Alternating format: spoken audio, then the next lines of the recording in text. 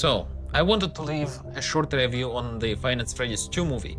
I just watched it in the theater and I watched it 3 times by now. With alone, like I was alone, and other 2 times with different friends. And I think I have some opinion to say about this movie.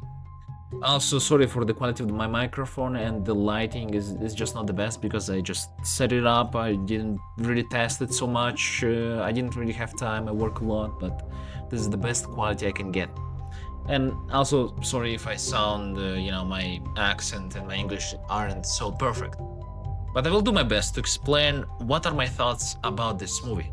There is gonna be some spoilers, of course, because there is like the main issues I could have with this movie is regarding mainly the plot rather than the visuals, because visually, the movie is pretty good.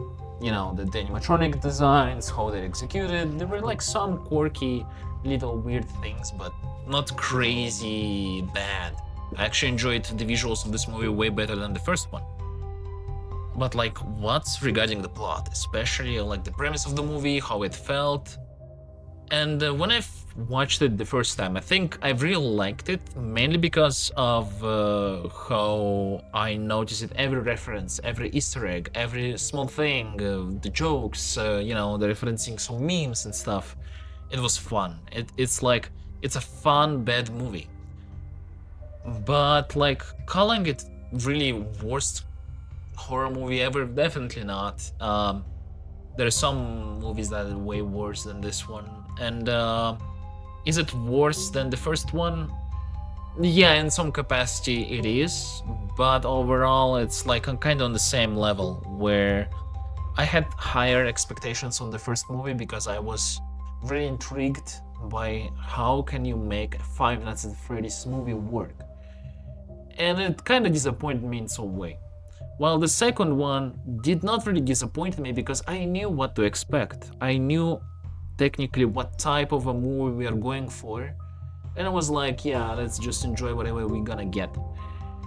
And at the first watch I really enjoyed it because it was just fun. It was just, you were watching, sitting there, expecting Easter eggs, things, phrases, characters. You just, dig into your memory. Oh yeah, I know who is that, and it's fun.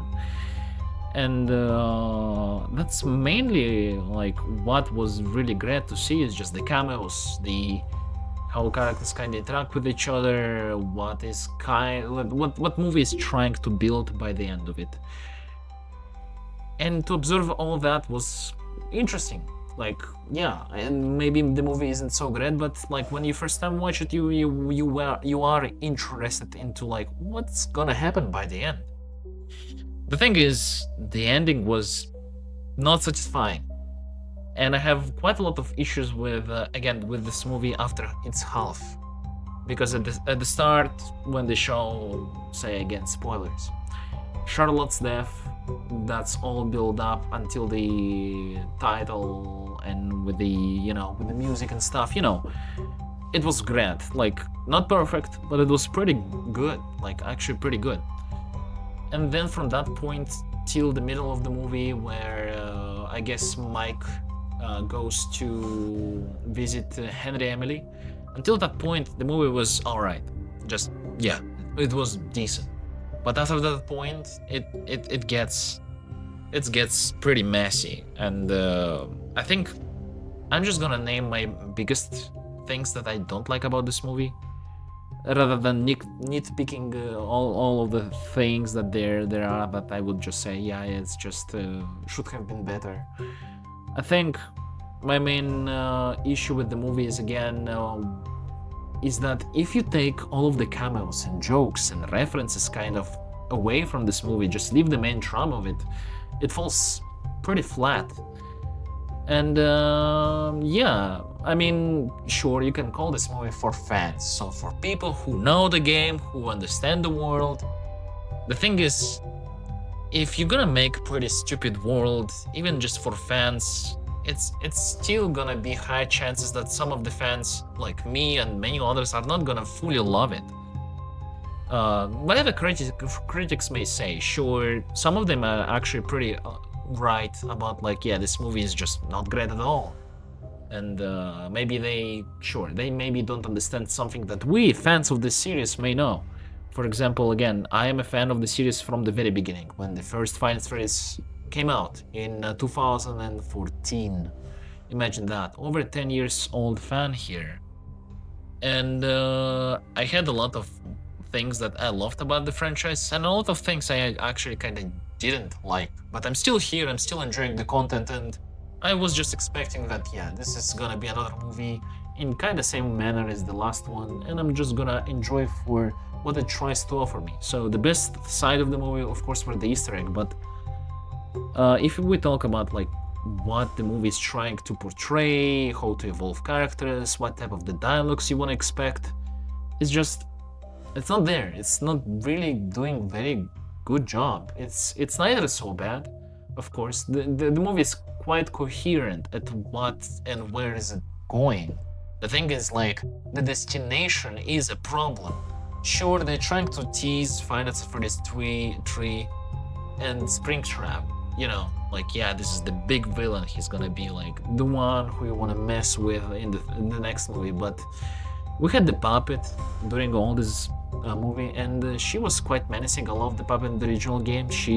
If we just strap away all of the newest lore about the game, that yeah, this is Charlotte, and like, yeah, she was the daughter of Henry, but like, if we take that apart, when Final Fantasy 2 came out, it was a pretty menacing character. Like, the puppet was unique, and like, it's not a robot, and it was scary just to witness this character, and it was spooky. It was really spooky, especially to me, because yeah, that's not a robot. How does she move? And it was very interesting back in the time, and witnessing kind of this feeling a little bit in this movie, where yes, the puppet is a menace. It's again a character who can harm other characters, and it was cool. I actually like it to be a menacing, sort of evil antagonist of this movie, rather than just, yeah, she's been good all the time and she's not gonna do anything.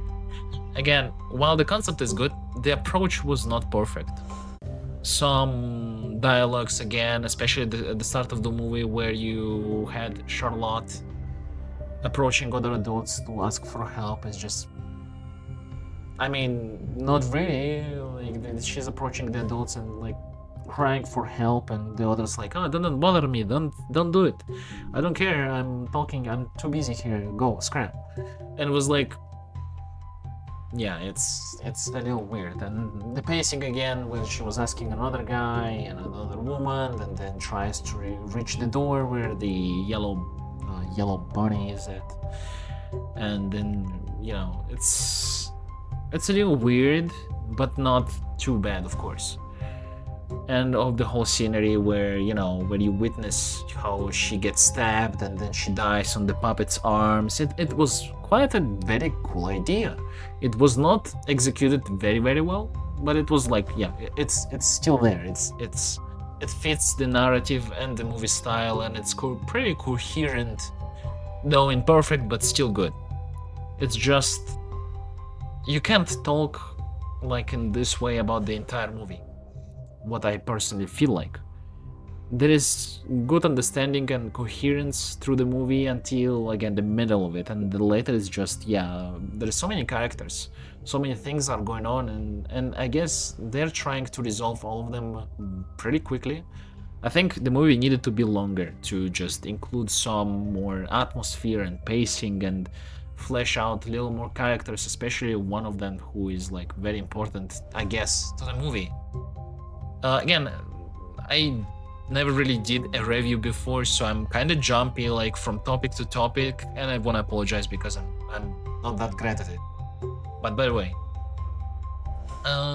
my other issues are, I think an underutilizing Henry was quite weird, because yeah, Mike's contacts him, and then just, yeah, you know, I need answers, and he kind of barely gets any answer. Yeah, he just gets, oh, there is another pizzeria, sure, I'm gonna go there now to look for my sister. And then Henry like, take this music box, it could help you, please leave it there. and that's it. That's technically the entirety of the dialogue they had, and it was like I wished for a little more involvement of Henry, especially like his role as like the father of Charlotte. That could have been more meaningful, especially at the end of the movie. Because if you watch the movie and you know it, there is like a character showdown at the very end where you had the toys, then Mike, Abby, and Vanessa standing there being, in the danger, and there was like Michael Afton, which was crazy drop actually. Me and my friends, we really enjoyed this idea of Michael Afton being a separate character. It was clever. It was clever. The only thing like I dislike it, it's only because I think at the start of the movie where they were like, Ghostbusters, whatever, investigators, paranormal activity guys, they were like going there and, and when he presented himself first time, he called himself Michael. So that was a little lame because me and another my friend kind of guessed it that, yeah, maybe it's Michael Afton. And we were right. And that's kind of sad because if Michael was, would have said, I'm Jeremy Fitzgerald from FNAF 2, using like that name, because we actually never hear that name in the movie. It's weird. There is one of the most known names in the Five Nights at Freddy's, and it's like it's not used in the movie somehow. And I think Michael should have presented himself as Jeremy Fitzgerald, and then we kinda get a reveal like, yeah, his name is not Jeremy, he's actually Michael Afton. And that could have been like more a mind-blowing thing, I believe.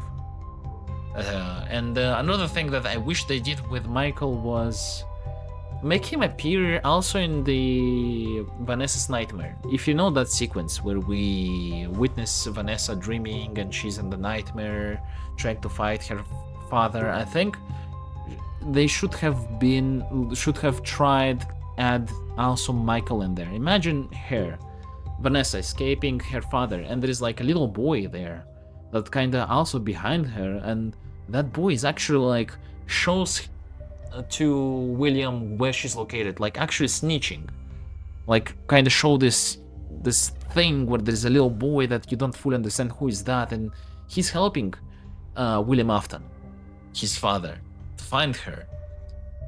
And then the dream ends with like William dying as it happened, and then later we discovered that little boy was Michael Afton, and it was her brother. That could have been even better. Like that would be pretty interesting. How could have it been if it was made like that? Sorry for my English again. I'm not really that great, and especially when I'm rushing because I'm trying to make this review as quick as I can. I don't really have much time. So again, Michael Afton was a good idea, but still not very much well presented to the movie. Should have been named Jeremy at the very start with a fake name, and we should have had a little more story to the character. That nightmare sequence with Vanessa should have included this little boy who was helping William Afton to find Vanessa. And then we discovered that was actually her brother, and that was Michael. That could have been like a very interesting concept. Then what I had the issue with is again Henry, back to Henry, is that he was underutilized, and I think the best use of him could have been the ending of the movie. So we had like this best friend of Mike Schmidt, that black Afro-American guy, who was pretty chill, sure, but he wasn't really necessary to the story. He just gave a drive to Vanessa to Mike's house at the end of the movie. That's pretty much all the use there is to him. I think instead of him coming at the end of the movie, that should have been Henry. That could have been better. Imagine we encounter Henry as Mike does, and instead of giving him the music box, Mike just knows the location and just goes there. And then by the end of the movie, when we have Mike, Vanessa, and Abby in danger by the puppet. Then we have a surprise encounter where we have the Henry and Emily actually stepping in using the music box to scare his daughter, and that's why she could react like that, actually just being quite scared or angry and just fly away. Because again, this concept where Mike uses this music box onto be possessed by the puppet thing, and she just panics and just runs away. Like, it's, I don't feel like it should have been like that, because again, the music box actually should have made her fall asleep and be more calm and maybe do something similar to that, tranquilize the puppet. Instead, it just made it panic and just make it run away, which was again kind of odd, because Henry was saying that the carry on, or again the music box, should calm her and make her put asleep. But over here we had completely different reaction to it, which is again very odd in my personal opinion. So by the end of the movie, I thought, yeah, what if he never gave this music box to Mike, and he was actually the one approaching the house and save everyone with the music box and make this daughter, ghost reaction way more like kind of personal and a little more realistic. Yeah, she's scared of him because maybe she feels something onto him, and like she was scared to see her own father there, and she just screamed like that. So I think that could have been a better concept. And they probably should have like followed or again stopped Michael Afton, as it kind of happened in the movie, but like very temporary. Then he just runs away. Definitely for the future movie he could be important, but still, Henry underutilized quite heavily, and the ending should have been using him instead. Another thing I have the issue with is the withereds. I mean, old animatronics, as we called them like back in 2014, like old Barney, old chicken stuff. Now they just called withereds. They are like 2 minutes and 30 seconds in total playtime in the movie. It's extremely short.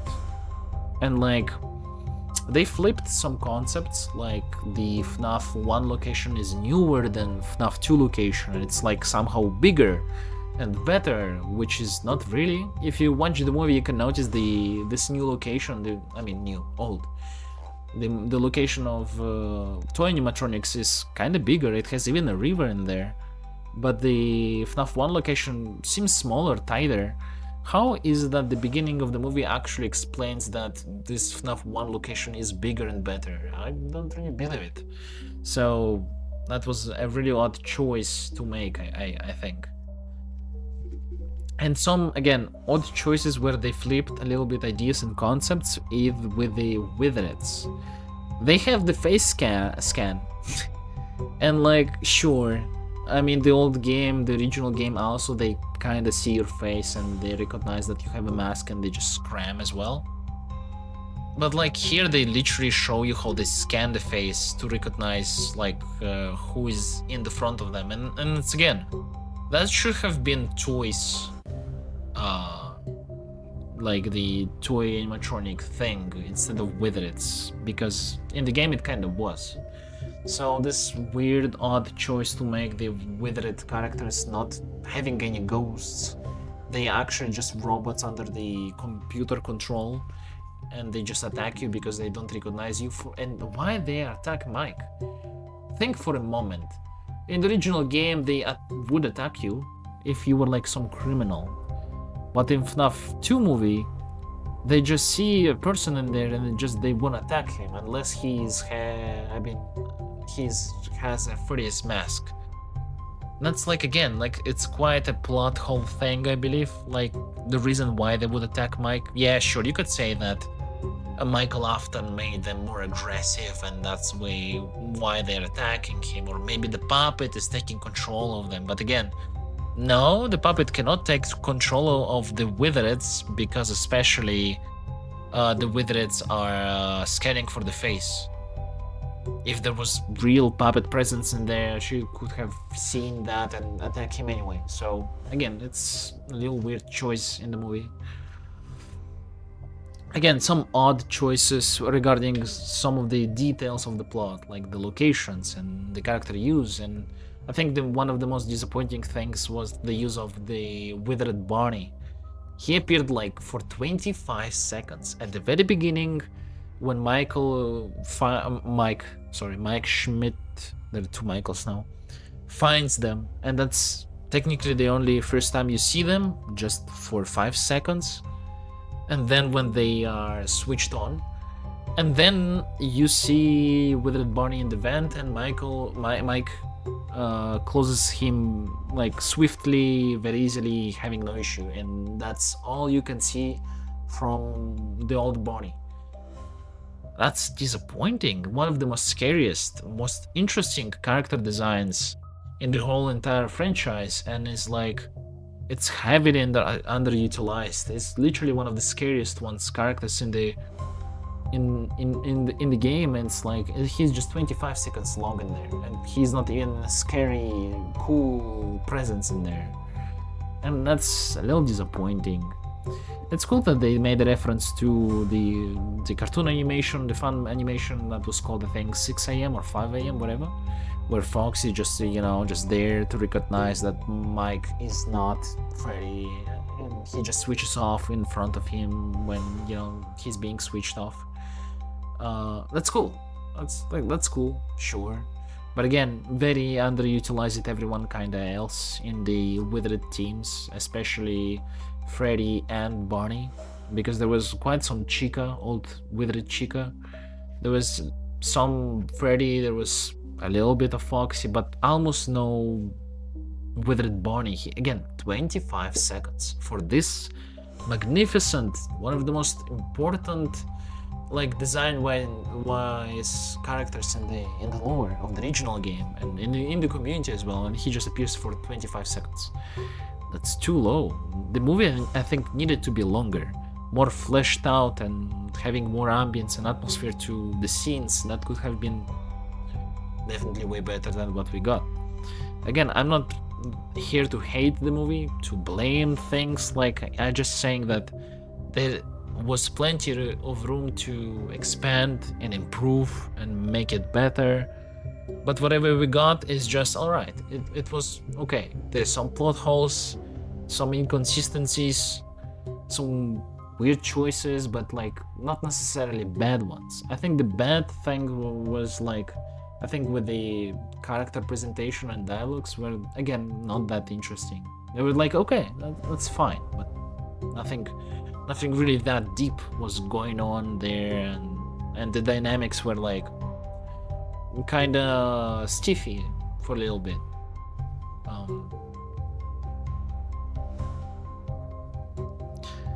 So back to the ending, I think the ending was underwhelming.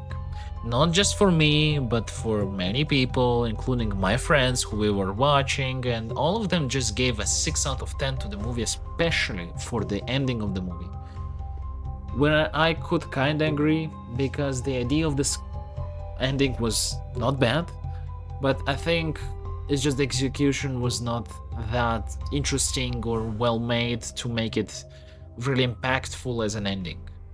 Vanessa being possessed by the puppet, that's a cool concept, since, she can do that now to any other people, so, an important character now being like this possessed, and maybe something huge is gonna happen.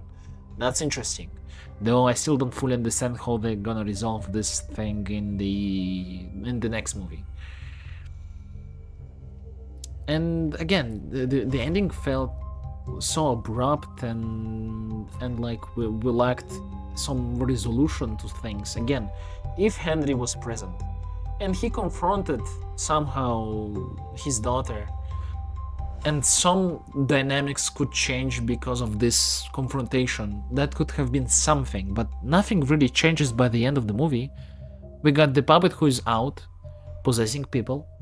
We had the FNAF 1 crew, the ghosts, who had a fight with the toy animatronics, which was hilarious. Again, we had freaking Avengers battle over there. between the normal ones, the originals, and the toys ones, and that was just too goofy. Nothing about it is serious. It's kind of weird how a horror movie tries to be a horror movie but just leads to be a comedy for the most part. It's just a comedy with elements of horror and jump scares. That's what I think this movie kinda is. I had great time at first when I watched it. I had great laughs and was excited, had pretty good mood after watching it.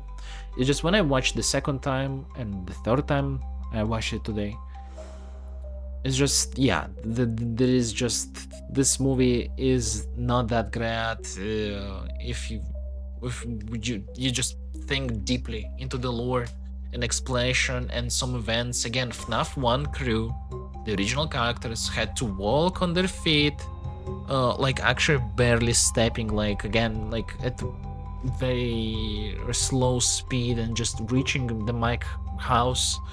How did they do that? They were like slowly walking from their pizzeria to the house, and it was very convenient to show them at the moment where Vanessa, Mike, and Abby were about to die. Very convenient, especially at their speed. Again, they were so slow, probably because they walk like turtles. And it was just kind of baffling how they just appear there. Yeah, we're just gonna go there and help, and then they're gonna die. They just kill the toys and were like fall down and they practically died. We had Golden Freddy boy ghost appear there, and just again with this sort of presentation and dialogue, it was kind of cringy. He's just appeared there, said, you know, Abby, it's fine. You can die sometime in the future. It's gonna be all right. You, Mike, I cannot hold him anymore. He's gonna be back stronger than ever. So yeah, watch out. Goodbye. That's technically the whole appearance of Golden Freddy in the movie. And it was not that great. The idea was like not bad, but nah. And I think another thing that I kind of disliked the movie is for the fast idea.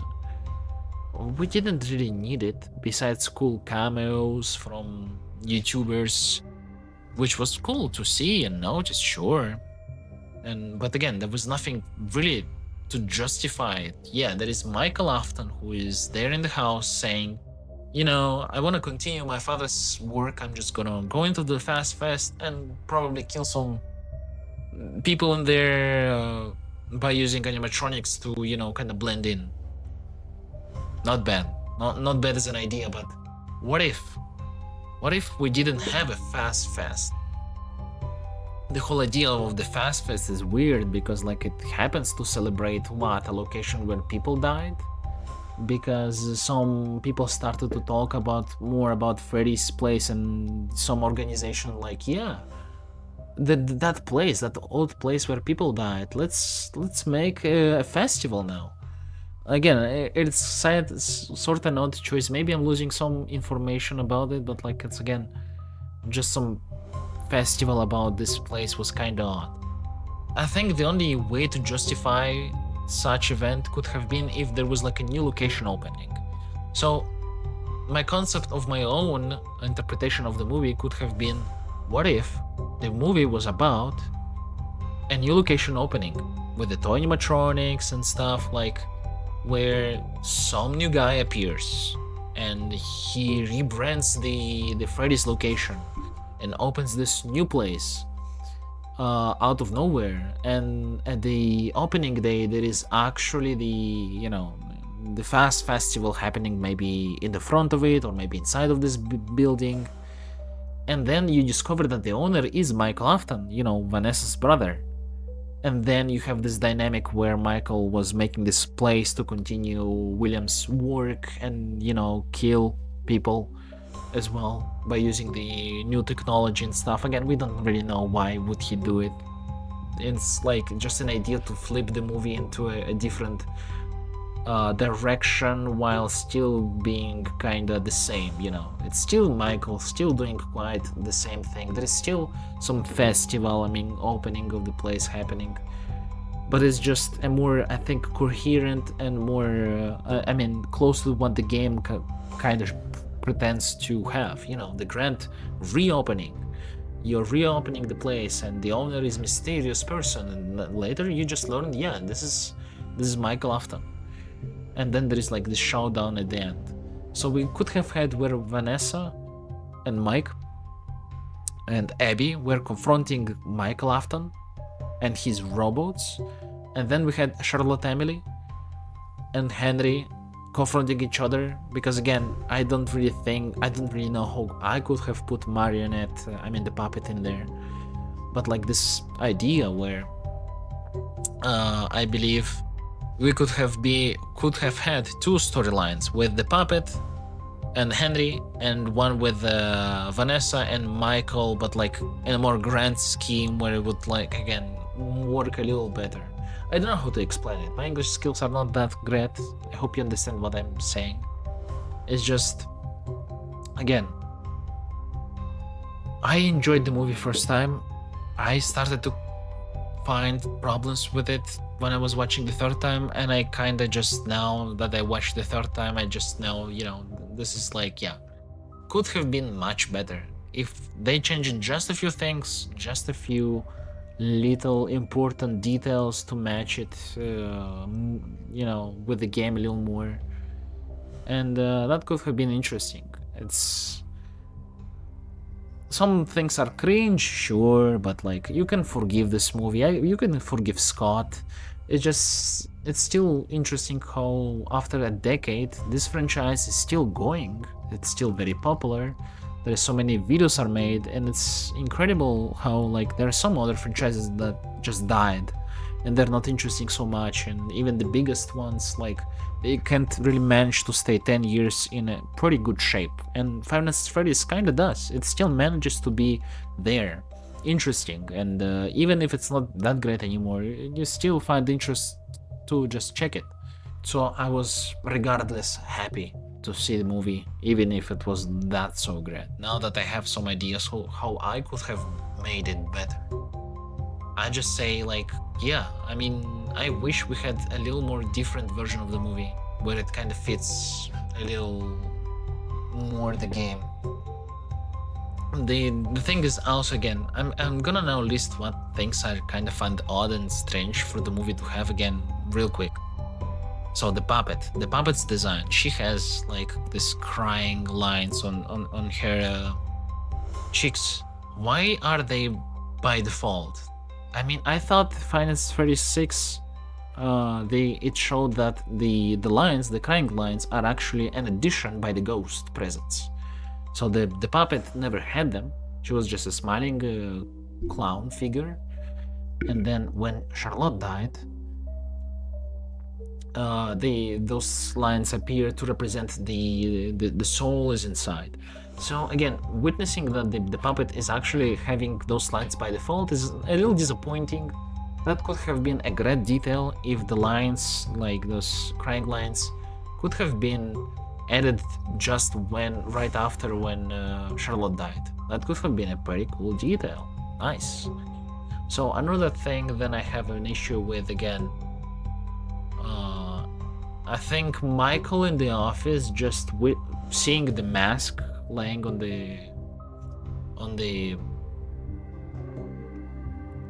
the chair and just thinking, this is not gonna work. I'm just gonna take the mask and put it on, and he does it, and it works. He doesn't even believe that. So like, what made him even think this idea of putting a mask on your face could mean and do anything? He says he doesn't believe, but he still tries. Like, where does he take this belief to do it? And I thought, like, this could be easily fixed if he knew that the characters scan for the face. What if on the computer there was a writing explaining that those prototypes can scan for the face recognition? And he's like, oh, I can kind of be invisible to them if I use this mask over there. and he picks up it to use against characters. And that could have made more sense and gave a little more room to explain those, again, choices the characters make. Before that, I actually thought like, yeah, why does Mike remain at the office instead of Vanessa? Like, why wouldn't Vanessa actually remain at the computer? Because she knows the place. She knows how the computer works because she knew the password, and she knows like the characters can all go outside of the territory because, again, she kind of knows the place. So her being there, using the computer, could have made more sense. And Mike going after Abby. And then we had Mangle again attacking Vanessa in the regional, and now we could have that with Mike Schmidt. Oh, sorry if I say Michael, because the Michael, it's the same practically. And that could have been more interesting if Mike actually would go home and witness possessed Abby. That could have been crazy cool, where we had like Mike, who doesn't really know who is the puppet really is, how does it really look like, and just, again, he just heard about it. It was like heard like some ghost of a girl called Charlotte, and that's pretty much he knows. And just witnessing his sister being possessed like that, he could have maybe believed she's died. That could have been so cool. That could have been incredibly cool. If they just flipped Vanessa and Mike places, where Vanessa is in the office of FNAF 2 and she's kind of, knows. She would know that they scan for the faces. And that's where she would just use the mask because, well, maybe she knows that they scan the faces. And they perhaps would attack her because they kind of know who she is, she knew they were prototypes. So maybe those robots also knew who she is, in a way. I don't know. It's just what my idea of it is. And then we had at the end we had Vanessa, Michael, Abby being helped by Henry. And then what could have made the ending a little better again? Some resolution to some character again, maybe for the puppet or maybe for Michael. Like this whole place and the Fast Fest was to make Michael Afton to be able to kill people, to continue his father's work. So by killing the toys, we stopped him, right? But it doesn't really resolve directly his role. I think we should have seen Michael Afton being actually, held by them like hostage or maybe arrested. That could have made some resolution happening, at the end of the movie. Or perhaps we had Michael Afton running away and Henry Emily rushing after him and then disappear. At the end of the movie, when we could have had like those subtitles going on, we had like a secret message from Michael Afton saying that he kidnapped Henry Emily. What do you think? We could have had Michael Afton and William Afton both have like two characters who's gonna like again have a post-credit scene in the movie explaining something. Again, that was very interesting if they could have made it like that. I personally think so. But yeah, at the end of the day, the movie is alright. It's just a 6 out of 10. It was fun to watch the first time, to witness all of the Easter eggs, and also the appearance of Circus Baby was fun. I really liked it. One of the things that I also noticed is just the movie kinda has the same things as I have in my game, in the Return to Bloody Nights, the game I created a few years ago. Not to just, seriously mention it or really like state it, but I think like the movie kinda has those things that I had in my game. I had the ghost detector thing that, one of the guys, ghost busters had in his hand, and he was like scanning a lamp in there. It was again very similar thing that I had in my game where you had to scan the robots and stuff. Then we had a cameo of Circus Baby in the movie, which again kind of happens in my game as well. Like kind of the same way, just presents as itself like being there and being like, an important appearance to the lore. Not major role, but still important to, the whole scheme of things. And then the ending, I think, with Springtrap at the end, it's kind of the same way. Like I'm joking in a way, I'm not being so serious, like, but still, we have quite the same ending. Where in my ending of my game, you had a guy talking to some other people through the phone and just saying, I have to find some stuff for this new location, the Fazbear Fright. And then he discovers Springtrap, and then he just, comments about him. There's the same camera angle as in the movie where it just moves, towards the Springtrap's face. Then this guy who discovered him goes away because there's something going on in the background. And then Springtrap wakes up, opens his eyes, and that's cut. Technically speaking, the movie does the same. Technically, yes. There are guys who are looking for stuff for their Fazbear Fright location, probably. They discover him, they are there, they are then going away, and the Springtrap wakes up, technically. Even with the same camera angle in front of the character, just like in my game. And I was kind of surprised. It's pretty fun that, the endings kind of match. They tease Five Nights at Freddy's 3 in the same way, in the same manner. I wonder, my game came out in 2023. I wonder if maybe they were inspired by it. Sure, yeah, that's not gonna ever happen, of course. We just had a coincidental same idea, probably. But that could have been cool if that was true. Probably not. I'm hoping too much. But yeah, this is my messy review of the movie. This is my thoughts about it. I overly think it's good for one time. It's okay for the second time, and then you don't really need to watch it anymore. Maybe you're gonna watch it once in theaters, and second time maybe before watching Five Nights at Freddy's 3 later.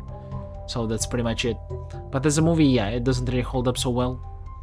I wouldn't say it's horrible, and I wouldn't say it's great masterpiece. Not because I'm not trying to offend the creator's works or the fans who love it. If you love the movie, that's cool. I mean, there is certain style to it, and I say that I would have preferred some things being explained better, a little more pacing, a little more better dialogue, and just flip the concept and kind of change this location presentation and fast in a different fashion, and make the ending a little more fleshed out and have some resolution to it. Then, yeah, that could have been a pretty good movie.